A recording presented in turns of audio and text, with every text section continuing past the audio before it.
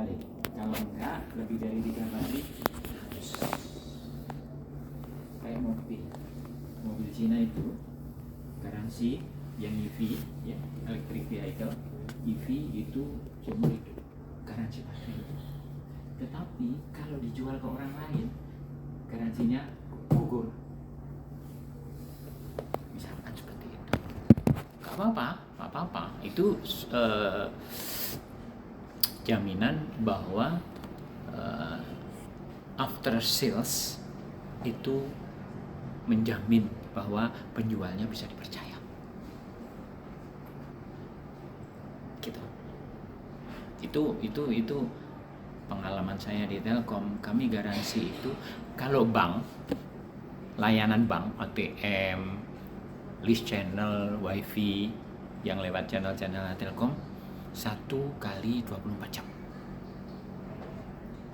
Kalau mati, ATM mati misalnya gitu, Bank BNI atau Mandiri, itu nggak boleh lebih dari 1 kali 24 jam, harus sudah bagus lagi.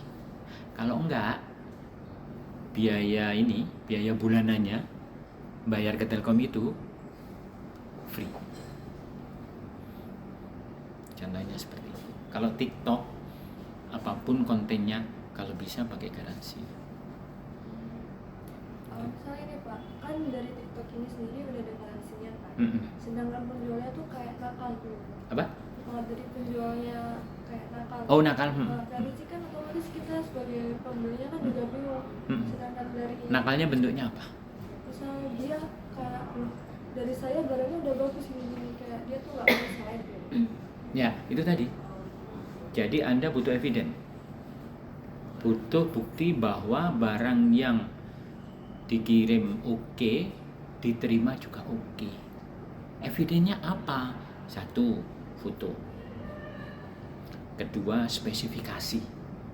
Bahannya katun atau sutra gitu ya. Difoto juga.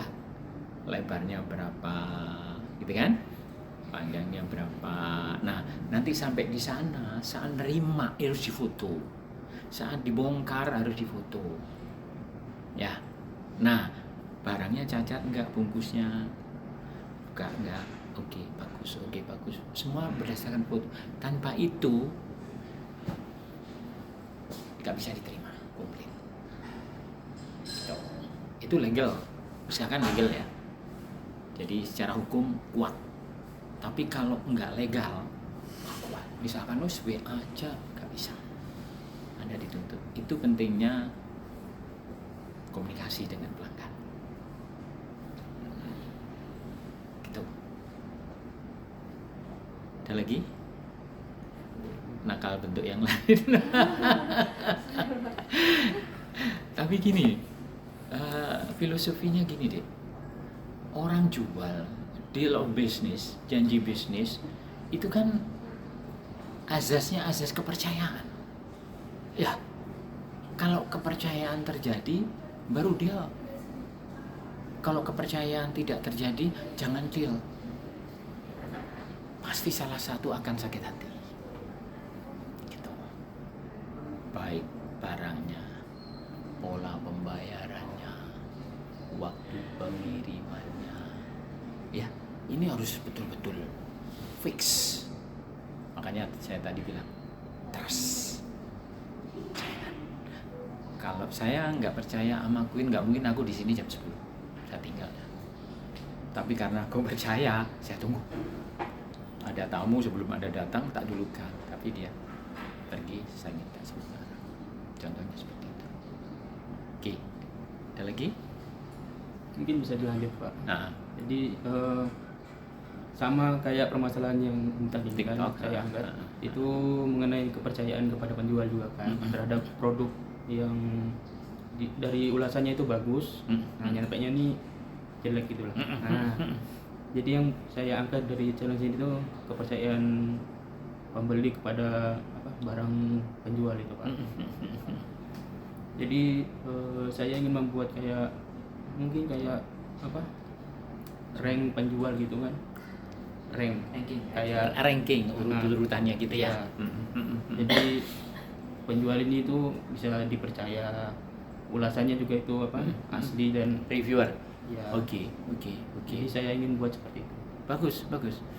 Dan rank itu gini.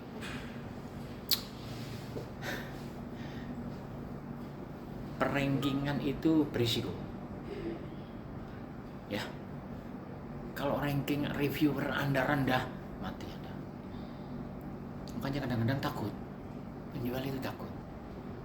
Anda memilih yang ada reviewernya atau tidak pada saat buka sebuah sosmed.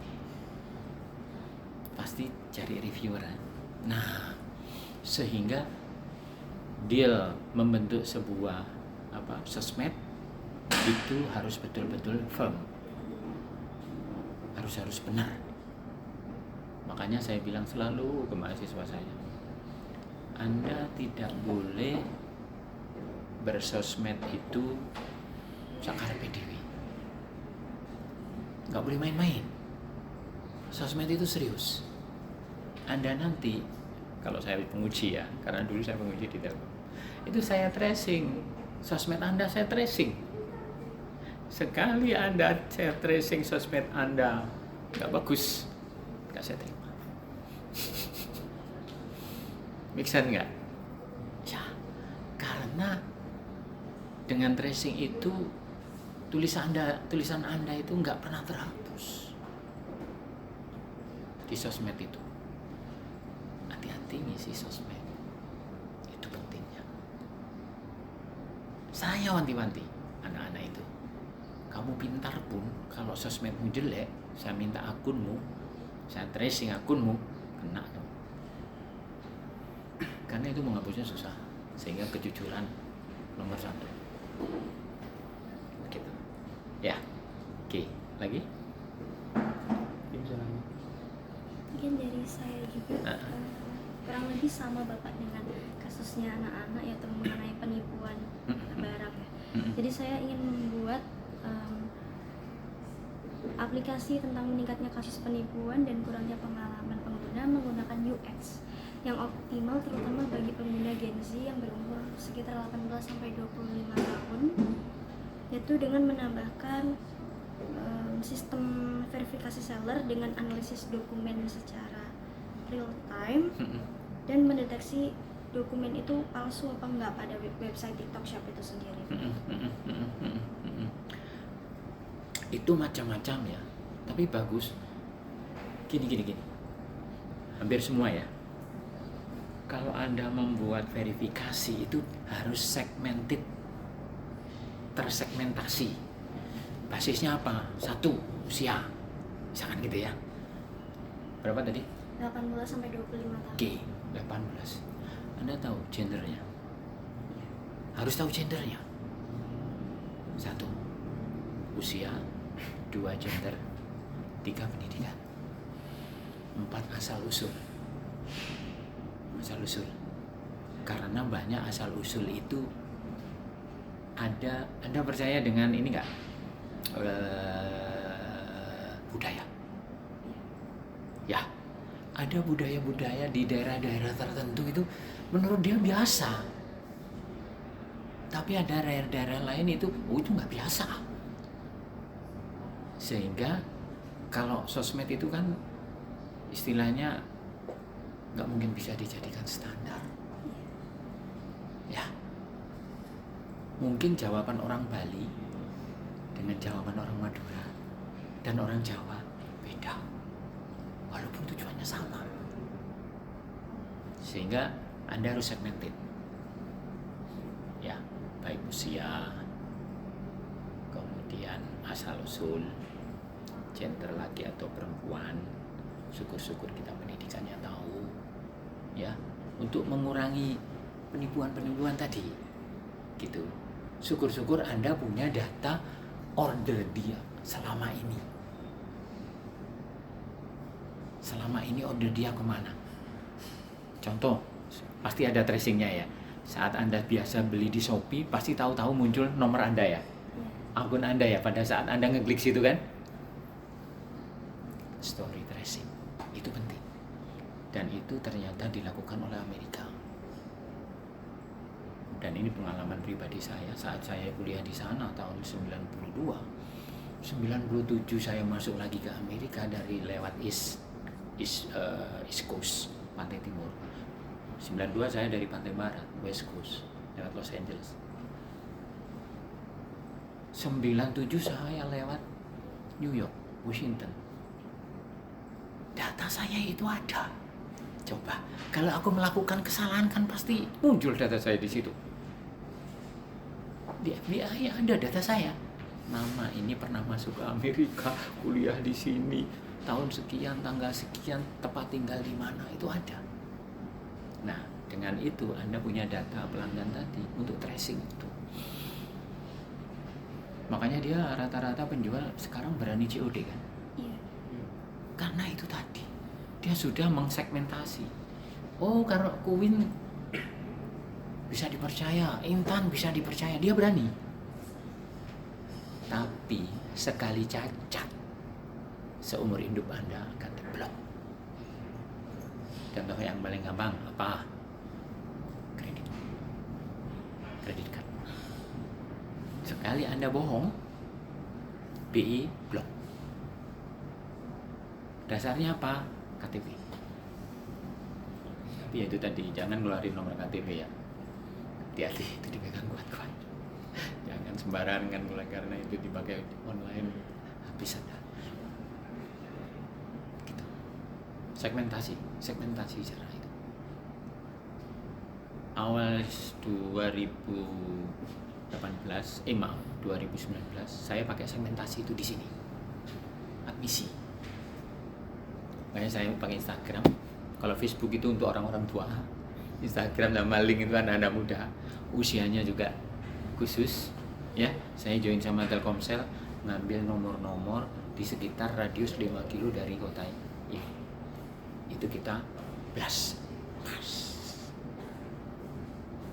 Anda tahu-tahu menerima informasi Instagram, link ya dari Telkomsel, terutama HP yang Telkomsel waktu itu.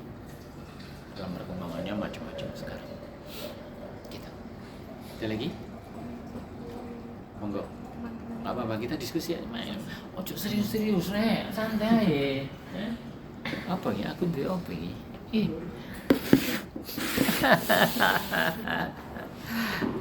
Ayo ngobrol di sini nggak apa-apa, saya seneng saya.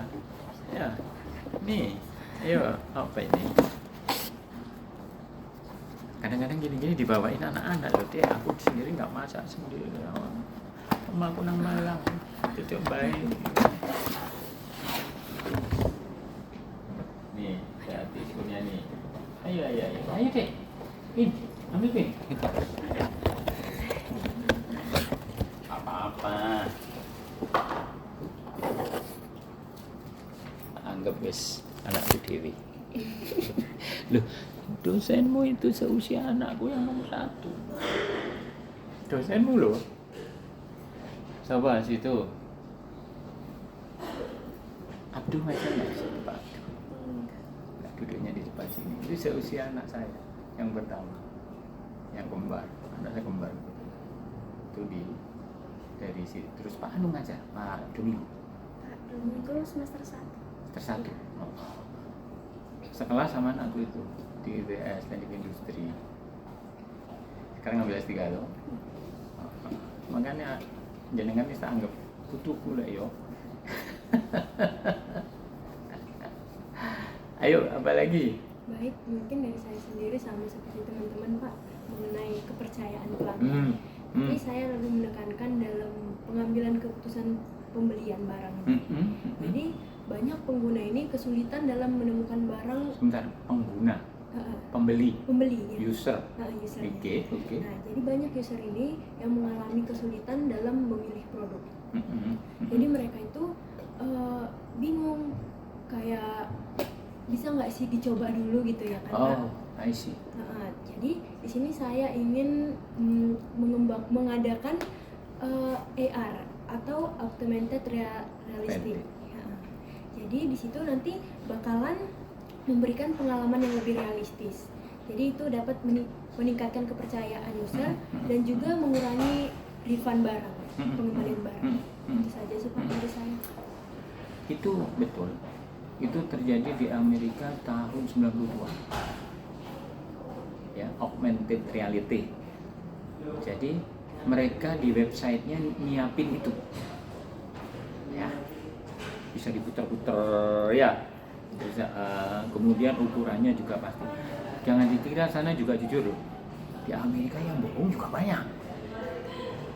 Saya sempat beli apa waktu itu ya? Lupa saya. Tapi setelah kita ukur, itu tidak sesuai dengan ukuran. Kita balikin, butuh proses lama, butuh waktu lama. Ya sudah, reviewernya tak kasih bintang jelek. Itu risiko.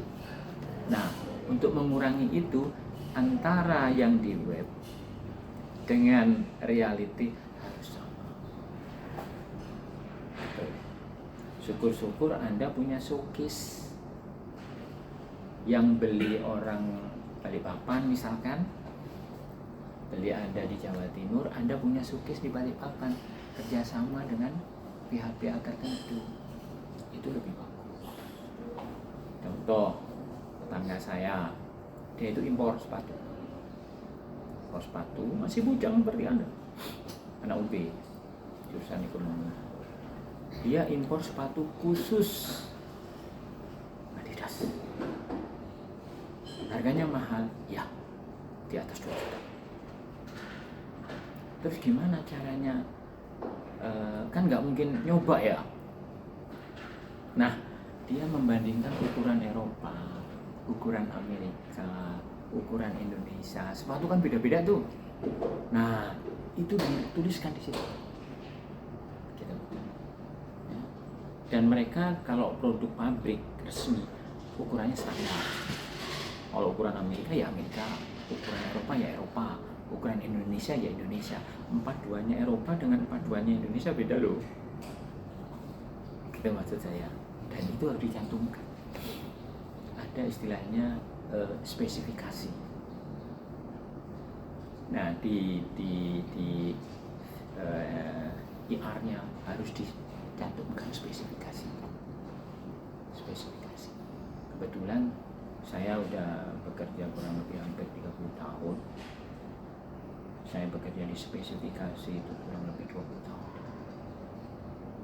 Jaringan telekomunikasi spesifikasinya ribuan. Itu pun masih bisa dibohongi. Kita minta spek yang sama, yang datang enggak sama. Alasannya macam-macam. Penjual yang supaya laku kan? Saya minta produk tahun 2025, yang datang produk 2022. 2025 enggak ada Pak, masih yang lama. Kayak mobil itu loh. Nicknya 24 atau 25 ya? Sama. Jadi apa? Goalnya kan laku. Berarti Anda harus customer oriented, customer centric. Semua kepuasan ada di pelanggan. Nah, Anda harus mempersiapkan diri untuk sakit hati. Penjual itu kan kayak dokter, menerima keluhan, yuk khawatir gak laku, gaji karyawan harus tetap bayar, ya. Dan harus tersenyum, ya. Yang namanya jualan supaya laku. Kayak cemberut aja, nggak payu, nggak balik lagi. Itu, jadi customer oriented. Tetapi bukan berarti customer is king, enggak. Tetap kita harus berposisi sebagai penjual. Anda boleh customer oriented, tapi jangan sampai Anda rugi. Gitu lah. Sesuai prosedur, sesuai spek yang kita utamakan, sesuai dengan kebutuhan pelanggan, tapi jangan sampai Anda rugi. Gitu. Yang sering terjadi kan customer is a king. Enggak. Kalau semua kebutuhannya harus kita penuhi, fitur-fitur minta ini. Rugi sampai nambah. Ya kita harus bikin solution. Gitu. Dalam porsi-porsi tertentu, katakan aku punya 5 item untuk bisa saya berikan fitur itu kepada pelanggan, jangan dikeluarkan semua. 1 oke, masih utuh. 2 oke, masih utuh. Keluarin yang ketiga sesuai permintaan dia. Contoh mobil, jual mobil. Ayo sini, tak kasih screen kaca film Vikul misalkan. Sebelumnya ini jangan diinfokan. Gitu. Bonusnya apa Pak Payu? Tapi sebelumnya jangan diinfokan. Kecuali kalau pesaing Anda juga mengeluarkan. Tapi Anda akan punya nilai-nilai kelebihan dibandingkan pesaing Anda. Lewis kepepet, keluarkan. Pak, ini kaca filmnya tak kasih Vikul. Aku minta lebih boleh nggak? Apa Pak? Misalkan gitu ya. Kesetnya mobil di dalam mobil apa namanya? Ya, keset lah gitu ya. Karena ada itu yang Lux kan ada ya. Misalkan gitu yang kayak itulah. Misalkan gitu. Padahal sebelumnya itu nggak diinfokan bahwa itu gratis. Misalkan seperti itu. Jadi Anda kan punya story pelanggan. Ya, pelanggan ini kalau beli Honda selalu di sini. Ya. Atau mungkin kompetitor Anda kalau beli Nissan di sini. Anda dia yang paling senang fitur ini. Dia yang paling senang karpet ini. Padahal tiap tahun Anda kirim happy birthday to you. Saudara Intan ada ulang tahun sekarang, ini dari Honda, karena Anda beli Honda ke dia. Gitu. Saya tiap tahun dikirim sih Honda itu, karena aku tuh 3 kali hampir beli Honda di Mandala Sena di Malang. Itu dikirim. Di situ sebenarnya dia memprofile saya. Ulang tahun dikirimi, pada saat maintenance saya ditelepon, coba seperti itu. Jadi ada istilahnya fitur yang bisa Anda sebagai sweetener, ya, sebagai pemanis gitu. Lek rujak pedes napa mboten? Pedes gangsal nggih lomboke. Kurang Pak 10. Misalkan gitu ya. Itu kan sweetener. Itu saya lakukan di Telkom. Contohnya Apa? contohnya Contohnya gini. Karena saingan kita juga berat. Garansinya biasanya katakan 3 hari. Dapat rusak sehari selesai. Itu sweetener kan? Udah Pak, berapa mintanya sebulan? Saya 3 juta Pak. Udah gini aja. Berarti kalau setahun berapa? Kali 12 kan? Ya, 36. Ya. Udah Pak. Bapak setahun tak target tapi bayar di muka ya. Bayar 30 juta. Itu namanya sweetener. Pemanis. Gitu. Atau apa lagi? Udah Pak. Bapak bayar tetap seperti ini. Ya. Tapi Bapak tak kasih pulsa. Tak kasih token. Itu sweetener. Dalam bisnis, that is a common. Kadang-kadang di bawah tangan meja ada tiket ke Singapura. Itu biasa. Ya, itu biasa. Dan Anda di situ juga nanti ujung-ujungnya pasti ke sana kalau kompetitornya kejam. Danggaran melawan Sampurna, lawan Jarum. Bagaimana cara menghancurkan sebuah pabrik rokok? Ini kejam sekali. Katakan misal rokok A beli rokok, perusahaan rokok A dengan perusahaan B, gimana caranya menghancurkan salah satunya? Dia beli, rokoknya dibeli.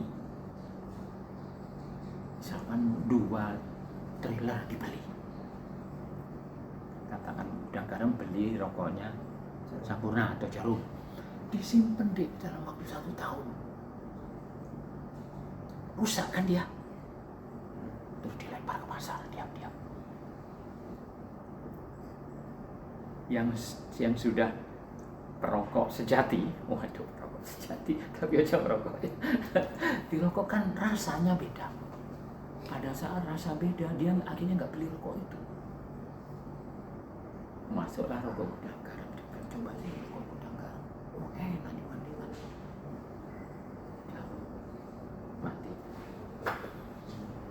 Dan masih banyak lagi trik-trik kayak gitu. It is competition, saking kejamnya itu. Apalagi yang super gitu ya, sama mie sedap, itu juga kejam. Jangan dikira bisnis itu manis-manis baik-baik saja. Indonesia dalam kondisi tidak baik-baik saja.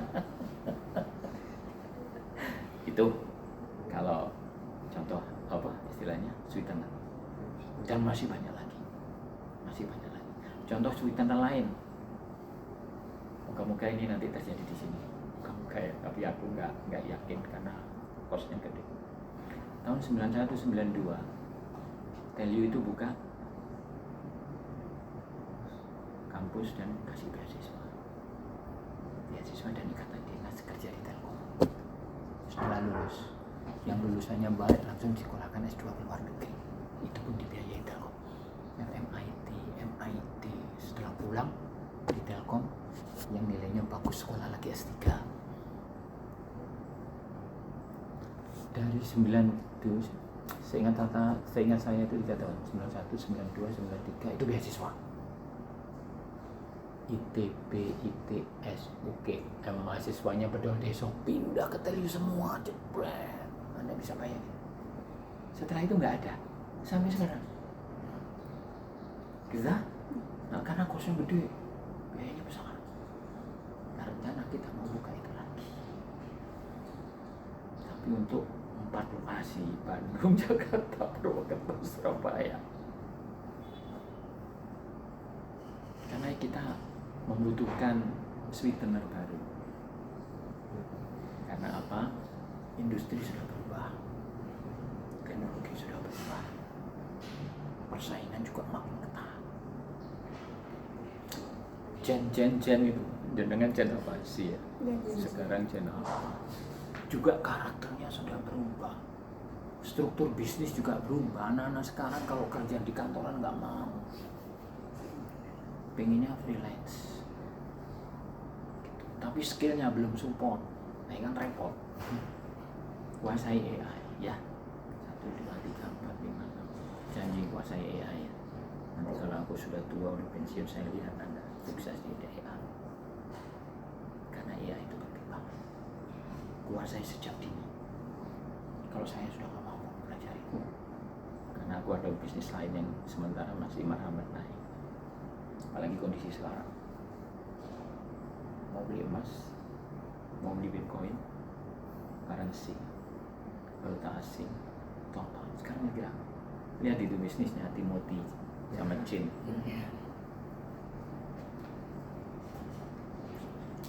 Saya orang bisnis dulu, tahu jadi kondisi. Saya mengikuti tahapan, Anda belum lahir kan? 96, 97, Krismon. Mengerikan. Kalau mau barang itu di toko-toko itu nggak ada. Saya beli minyak sampai 1 black itu rebutan di mall itu, karena nggak ada barang. 2008 Mortgage Amerika, pembohongan kasus penggelembungan laporan keuangan di Amerika, Silicon Valley, lembah Silicon di Amerika, tempat IT-nya Amerika terbesar di dunia. Jadi kan tiap tahun perusahaan itu ada RPS ya, iya, rapat pemegang saham tuh. Nah itu kan ada laporan, nanti per saham dinilai berapa, kan gitu ya. Nah, ini bohong, digelembungkan, kayak Fisher ya. Mengerikan nih. Indonesia sekarang tertutup dari angel investor dari yang luar negeri, gara-gara Fisher. gitu. Startup nggak bisa muncul gara-gara laporan fishery bodong. Alasannya kan udah biasa penggelembungan. Yuk. Nah, kasihan generasi berikutnya kayak Anda gini. Itu ternak itu loh dek, ternak ikan. Kalau nggak salah di Bogor atau di daerah Jawa Barat. Itu terakhir COVID. Saya ngalami itu dek. Jadi waktu itu ya ada yang blessing in the sky, ya berkah di balik bencana, ada memanfaatkan itu. Salah satunya saya dapat. Gitu lah. Saya beli emas waktu itu tahun 2016, harganya masih ya kisaran 480, yang 100 gram itu 48 juta. Lantaan. Apa? Mantap. Sekarang padahal saya beli 480.000, sekarang jadi 2 juta. 48 juta menjadi 200 juta. Gitu. Jadi 2M sekarang. Contohnya seperti itu. Anda ini belum masuk di dalam kasus-kasus yang besar kayak gitu ya. Kalau terjadi COVID, kira-kira apa yang Anda sampaikan itu masih nyambung nggak? Pasti beda lagi kan? Mereka daya belinya turun. Jadi antara supply and demand harus seimbang. Supply ketinggian, demand turun, pabrik tutup. Supply rendah, demand tinggi, harga naik. Ya, belum ada segmentasi nanti fast moving atau slow moving goods, barang-barang yang bergeraknya cepat dan barang-barang yang bergeraknya lambat. Super mie sedap, cepat kan? Itu fast moving. Ini slow moving. Sekali beli untuk bertahun-tahun. Super mie tiap hari kita butuh. Itu fast moving. Gitu. Ayo, apa lagi? Kita diskusi santai aja. Sekolah itu gampang. Yang angel ya itu tadi, akhlak, adab. Orang pintar banyak, tapi egonya tinggi, selangit. Dengerin Tirta itu? Pernah dengerin? Dokter Tirta? Dengerin. Bagus. Wah, anak pintar itu. Pintarnya kayak setan. Chinese. Tapi bagus. Saya suka kayak bicaranya ceplos-ceplos. Apa? Iya, dan nyata. Orang tuanya pun dilawan. Tapi bukan dalam pembangkangan ya, maksudnya debat. Ya kayak kita debat kayak gini. Gak bisa pak. Aku SMA harus bisa naik mobil. Kalau papa beli mobil hanya untuk papa, apa gunanya saya dilahirkan di dunia? Lucu ya. Benar juga. Dan Anda harus punya paspor. Udah punya paspor belum? Udah? Paspor? Belum ya? Beli paspor, cari paspor dong. Nanti kalau Madura merdeka gimana? Mbak, maksud saya mahasiswa saya yang saya ajar harus punya paspor. Untuk apa? Global environmental, global society. Anda kehidupannya harus mendunia. Minimal jalan-jalanlah ke Singapura. Gak perlu visa di sana kan? Cuma exit permit aja, stempel blok masuk, sehari 2 hari lah. Ambil paspor pas pada saat liburan. Nanti kan liburan paling 3 bulan loh ini, lama loh. Cari paspor.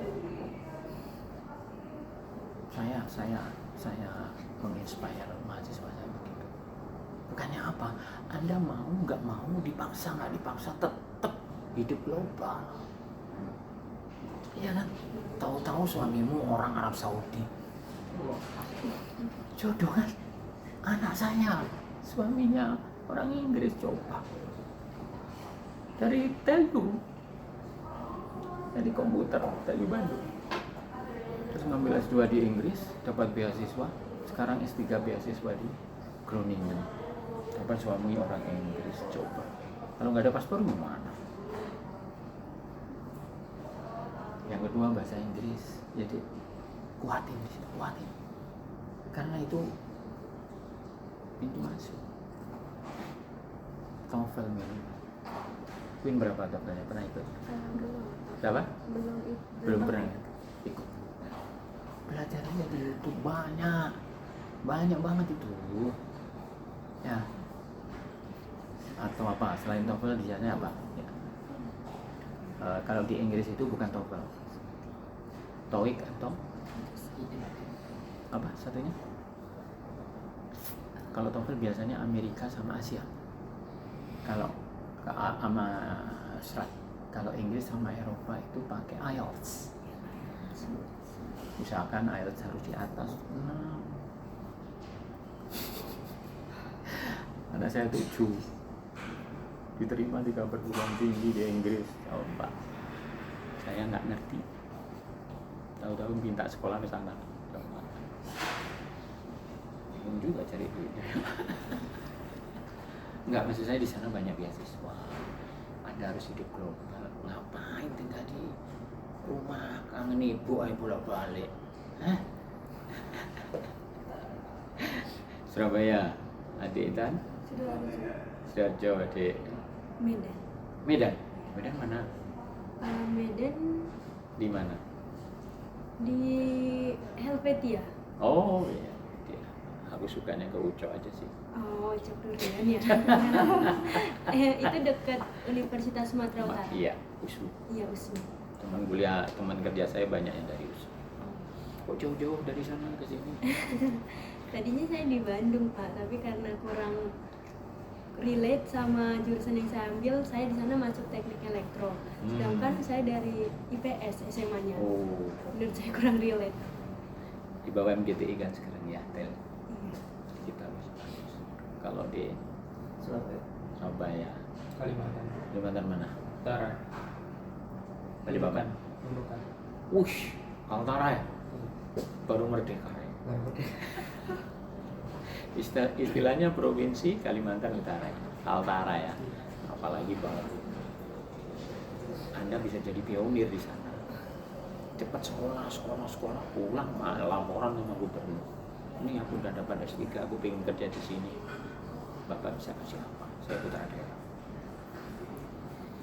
Kalau yang baru-baru gitu biasanya banyak seperti itu. Kalau di Jombang. mana? Jombang, Gusturian. Gustur. Ya, Gusturian.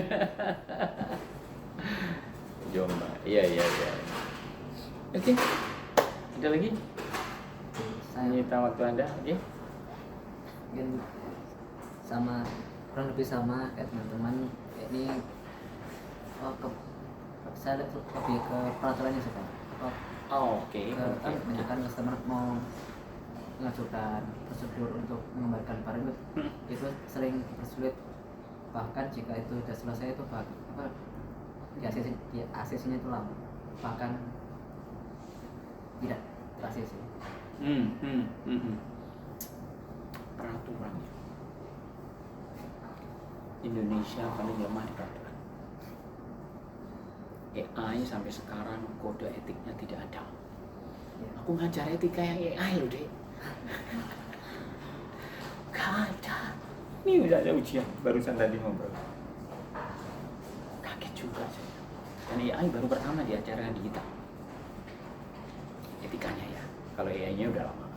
Etikanya. Ternyata di luar negeri juga sama. Kita selalu terlambat di aturan. Selalu. Setelah kejadian baru tahu-tahu ada pakar laut.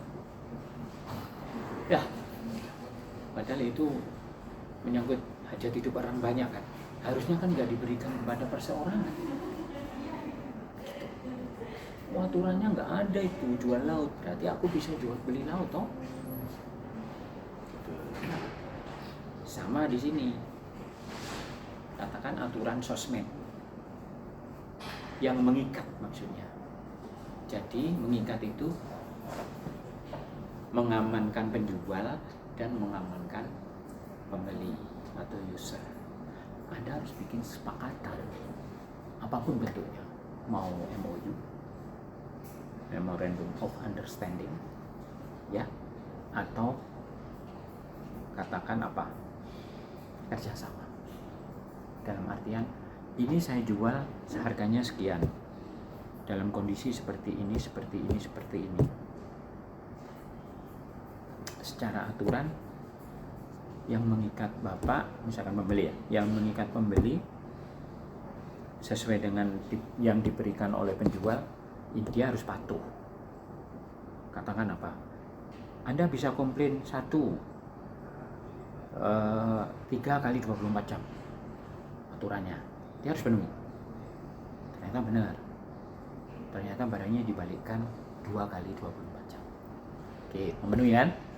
Yang kedua, pada saat bongkar itu harus Anda foto, Anda filmkan kondisinya betul-betul memang rusak dan lain sebagainya, ya, itu sebagai eviden, bukti. Nah, Anda bisa dikomplain. 3, waktunya pengiriman terlambat. Sesuai dengan aturan di sini katakan 3 kali 24 jam barang harus sudah sampai. Ternyata lebih dari itu. Nah, Anda di sini harus lihat SOP-nya, Standard Operating Procedure-nya. Barang kalau dibeli itu dari Anda atau dari orang lain tapi lewat Anda. Anda nggak produk misalkan, yang produk orang lain. Cuman marketplace-nya lewat Anda. Agen. Ini belinya ke sini, nggak ke sini. Gitu, lewat Shopee. Shopee kan nggak bikin sendiri. Pasti dari orang lain kan? Nah, apakah dari sini ke sini yang kamu hitung waktunya tadi, atau dari sini ke sini yang dihitung waktunya? Gitu. Aturannya harus jelas. Belum lagi di transportasi. Anda pakai apa? JNE misalkan gitu ya. Anda juga harus SOP ini harus Anda patuhi juga. Apakah lambatnya di JNE di rantai pasok ini, transportasi komunikasi sangat-sangat berperan besar. Karena nanti yang dijelekkan sampean bukan transportasinya, bukan sini. Anda yang marketplace ya kan berarti yang kena. Dan itu harus betul-betul tough, prudent, hati-hati, persis dengan apa yang Anda infokan ke pembeli. Gitu. Apa ya? Cocok. Gitu. Jadi kalau cacat ya cacat, kalau nggak cacat ya nggak cacat, gitu loh kan, kasarnya gitu. Karena sering terjadi ini yang akhirnya jawab-jawaban untuk menghindari itu. Dan saya pernah terjadi seperti itu saat saya kecelakaan. Saya jatuhnya di Hotel Sultan Solo. Undak-undakan ya. Kurang lebih tingginya 3 meter lah. Saya gulung. Saya patah tulang, tepok. Jadi 2. Saya komplain ke hotelnya. Wah, menghindar ini hotelnya. Hotel Sultan, hotel terbaik di Solo. Dia menghindar. Bapak kan gini. Wah. Loh, saya kan ngerti bang, ilmu saya di situ. Udahlah, Bapak nggak usah banyak ngomong. Saya tuntut Bapak, iya atau tidak. Kalau enggak, besok keluar di website. Oke, saya koordinasikan dengan Jakarta, Pak. Karena kan aku diasuransikan di situ. Hotel pasti asuransi penghuni kan? Nah, saya kamar ini buktinya, ya kan? Ini vouchernya, ya kan? Ini bukti-bukti lain, foto lokasi jatuh, foto dan lengkap. Sejam kemudian telepon. Iya Pak, perusahaan kami siap ganti rugi. Coba. Bisa Bapak memperbaiki tulang saya yang patah untuk kembali seperti semula? Nggak bisa jawab dia. Walaupun nilainya berapa pun. Saya komplain loh, sama dengan itu tadi toh. Iya. Itu diganti garansi. Tadi ganti 60 juta deh. Apakah dengan 60 juta tulang saya itu balik sempurna seperti dulu? Enggak kan? Saya kan tetap cacat. Dia maunya nggak mau bayar. Dia berlindung di aturan-aturan dia itu tadi, Pak. Nah, kelemahannya nanti kalau pas gitu Anda sebagai penjual, ini sebuah risiko. Semua ada risiko ya, kehidupan ada risiko. Kalau pas jelek, user kompak reviewernya bintang 1, gitu kan? Komplain nggak dilayani, ya kan? Masuk pabrik selesai, nggak laku untuk Anda. Hati-hati. Sekali cacat, contoh kemarin yang jelek mana? UI, Pajajaran, Rumah Sakit Persada, yang pelecehan seksual. Iya. Jelek kan kampusnya. UI sampai nyopot izin prakteknya, Unpad juga nyopot izin prakteknya, tapi namanya udah terlalu jelek. Institusinya profesional aja nggak masalah, ini institusi perguruan tinggi besar terkenal di dunia gara-gara mahasiswanya melakukan malpraktek. Makanya jaga nama baik diri, martabat dan institusi Anda. Saya selalu waktu aku mendirikan kampus ini, dosen-dosen saya drill deh, daripada kamu nanti nyesal. Kalau cocok kerja sini, kalau nggak cocok sejak sekarang keluar. Gitu kan. Karena menjaga reputasi itu lebih berat, apalagi awal berdiri ya. Gitu. Clear? Kalau mau tuang Anda nih, anak. Santai aja ya. Kalau mau main sini ngobrol apa? Siapa tahu dibawain. Enggak. Enggak ya, Pak? Just kidding. Ada lagi? Udah kerja praktek belum? Belum. Mau kemana? Kalau mau deket-deket di admisi nggak apa-apa. Kalau mau di luar di Telkom. Coba saya jembatan. Anak saya di Telkom Sidoarjo. Sidoarjo siapa tadi? Nah, bisa di situ. 2 atau 3 orang gitu, nggak apa-apa. Tapi Anda atur. Kalau bisa jangan Januari. Januari biasanya banyak yang mau kerja praktek. Karena beda loh ya perusahaan kita, nama institusi dengan perusahaan itu waktu bisnisnya itu dihitung 1 Januari. Gitu. Kalau pendidikan kan semester ganjil, berarti Juni. Tetapi repotnya kita, kalau kita mundur di Juni, sudah ditempati orang-orang lain di Januari. Ya apa-apa, daftar dulu di Januari. Pak, saya mau ngambilnya di bulan Juni, sehingga orang yang daftar di sini udah dialokasikan. Karena yang mau praktek banyak, ITS, UNESA, banyak. Dari Bandung banyak. Clear ya? Good luck. Have a nice day. Kalau ada hal yang kurang berkenan, clear? Ada lagi? Cukup ya? Cukup? Intan? Cukup? Neng? Cukup ya? Sama ya? Semoga ada hal. Ada lagi? Ya, saya yang terima kasih dikunjungi gini. Biar aku awet muda. Awet tua. Ayo, apa lagi nih? Mau dibawa tak? Gini.